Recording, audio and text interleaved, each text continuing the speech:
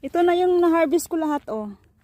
Ewan ko, baka nasa 20 kilos ito. Kasi malaki itong basket, eh. Ayan, oh. Marami pa akong kailangang i-harvest. Ayan. Nakain ba kayo nito? Try ko buksan yung isa, ha? Para makita nyo kung anong laman ito. Fabi to sa Italian, sa English, faba. Ayan. Masarap ito sa ensalata or sa brown rice. Ayan. Pwede na siya kainin ganito, ganyan ang loob niya. Ayo, laglag. Pero pwede siya kainin lahat.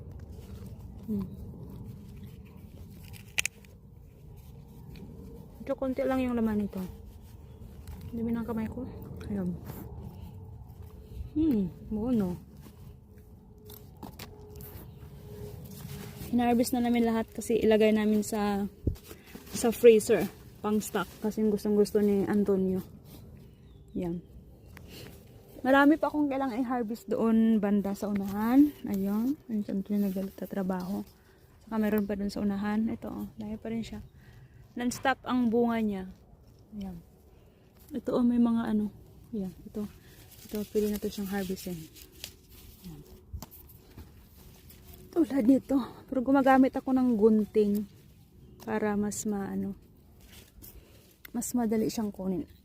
Natin. Oops. Oh, ayan. Laglag. Ayan.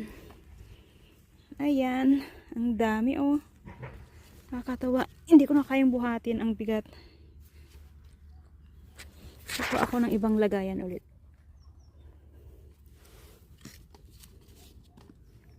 Ayan lang. Ganito ang Fabi o Faba.